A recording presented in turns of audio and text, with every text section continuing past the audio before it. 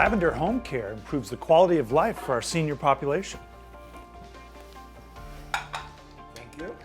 For an hourly price, you too can have someone help you live your best life with cooking, cleaning, companionship. Today on Decoding Dayton, we're going to look at the Victoria Theater. This place is awesome. It's one of the oldest theaters on this continent. It really is. Started in 1866 as the Turner Opera House, this place has gone through a couple name changes, some fires, a great flood, but what else does it have to offer? Let's go in and find out.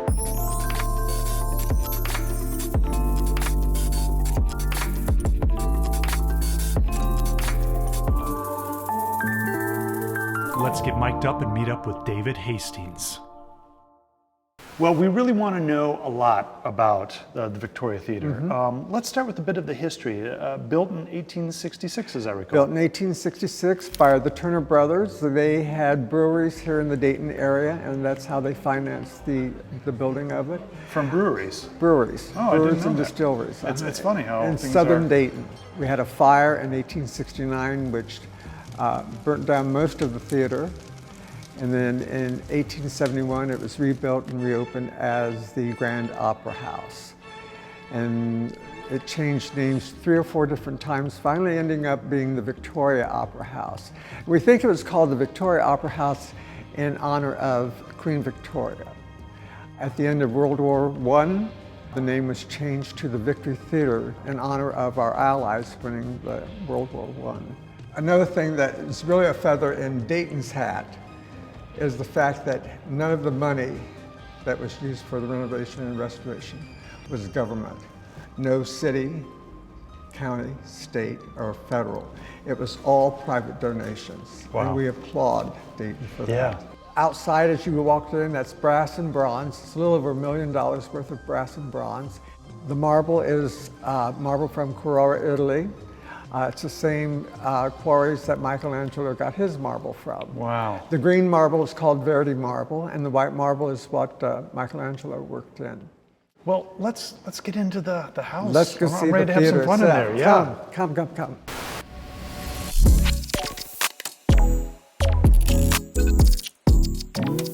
This is called a proscenium stage, which means the actors can only act out to the proscenium, which is the opening of the stage. Okay. But once this comes up to stage level, it's a thrust stage. We can act out beyond the proscenium. So we have 2 different types of stages here. This is a lot of fun. This is really cool. And so I've been here a number of times, and so the orchestra, this is what the orchestra plays This is the orchestra pit. Yeah. Well, why is this here? This is a ghost light. There weren't any lights in the theater. We now have exit lights that are on all the time. So this is always at the edge of the orchestra pit. Originally, we did not have a lift, so there was a pit here, and that was to keep people from falling into the pit if they came here in the dark. It's called a ghost light. One reason to keep you from falling in the pit, but it's also to keep the ghosts away, which doesn't happen here. Gold leafing you see here, everything that you see that looks gold is gold. It's gold leafing. The stage. When they did the renovation, this was just really something to see, because they got rid of the lobby completely. There was nothing out there. There wasn't a roof and a floor. They put walls up to hold up the walls of the old Turner Opera House. They sealed off the house itself and restored it and renovated it. Everything in here, in the house itself, dates back to 1871. Then, when they did the stage house, they blew the stage house away completely. The only thing that was left standing is this old brick wall. And you can see where the brick goes, and then it stops back here where the cinder block is. I see it. That was the back of our stage originally. Originally, this was a hemp house. It took— Wait, a hemp house? Hemp house. Hemp rope. Oh, well then that makes sense. Okay. Yeah. I knew we were going to get to it. A hemp house. Took over 10 miles of hemp rope to operate the sandbags and so forth. So were there other theaters that operated with a different type of rope, and they weren't called hemp houses? No, any house that was using sandbags at that time, they were called hemp houses. Okay. Yeah. We head downstairs to check out the dressing room and the green room, but I also heard about some tunnels. Why do they call it a green room? But there's a lot, I've heard different things. This is, in the old days, this is where the cast would come to be paid. So they called it the green room. Houdini performed here 4 times. And, Really? Wow. And Thurston, who was another illusionist, he was here 3 times. Before the renovation, you could come down into the catacombs or the basement and look up and see the trapdoors of Houdini and Thurston. Anyway, Houdini would drop down right in this area. We are close to center stage if we were to go straight up. He would drop down into this area, then we'll walk where he ran. He would run down to what used to be the men's room in the basement and come through that and come up through the back of the house. You could do it in less than a minute. I'm going to take you through the tunnel, back upstairs, Okay. and we'll go from there. He said tunnel. Okay, now we're going into the basement of the theater. This is the oldest part of the 1871 building. Right here. This is the foundation of the 1871 building. Before the renovation, restoration, we used to have a speakeasy. This is back during the Prohibition. Right. There was a speakeasy above above us here. Remember I said earlier that we had storefronts on each side of us. Well, at one time there was a speakeasy there. So when the cops would come to raid, they had a secret way of getting out and escaping from the cops. And this is where it was. This was the doorway. And they would open up the door. Look at that. Yeah, speakeasy tunnel access. So there was a door here one time. There was a door here one time. And like a little door, it seems like. Maybe it was a little bigger, but definitely seems to be, yeah, it's really cool. One of the skeletons in our closet.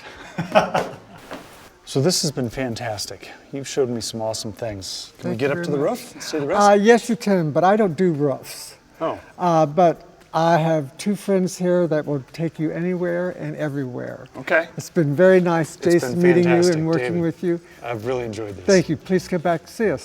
I will. Tony and Todd. Tony and Todd. All right. Hello. How you doing? I'm great. I'm great.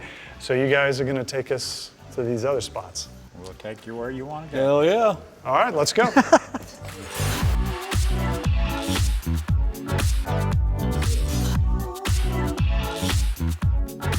Where are we? This is awesome. This is the grid. This is 62 feet up. This is 62 feet off the stage floor. exactly. Okay. This is the highest point in the stage house. A lot of shows that come in, the more modern shows, hang their scenery off of motors, electric motors, and our riggers will come up here and attach the chain motors to the beams that then can lift the scenery up off the deck.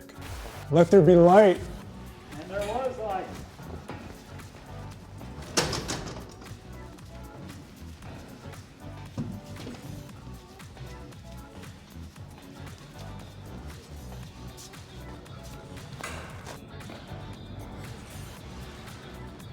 We're on the roof.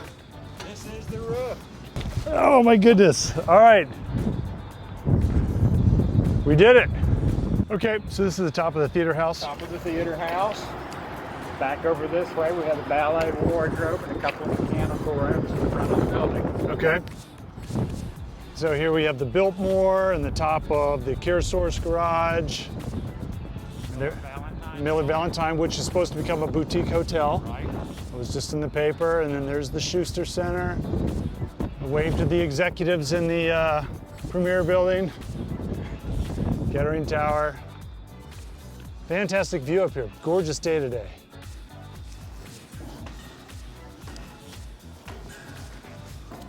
What do you think? It was kind of scary. It was awesome. Man, we learned so much today on Decoding Dayton. It was amazing. Things I never knew about the Victoria Theater. I thought I knew a lot about this place, but we really learned some special things. Get down in the dressing rooms and where the speakeasy is, about Houdini. And then the best part was all the behind the scenes, right? Got up on the roof, got to see the back of the stage, really loved the history. And now for my great exit. Are we doing this? We're out of here. Where will we turn up next on Decoding Dayton? Hard telling. We have so many awesome things still yet to uncover in Dayton. But we're gonna do it. We're gonna bring it to you guys. In the meantime, I'm going out with a bang or something like that. Fading away. Oh no, I got stuck. Here we go. Reminds me of Bugs Bunny. Hello, my baby. Hello, my darling. Hello, my ragtime doll. Baby, my heart's on fire.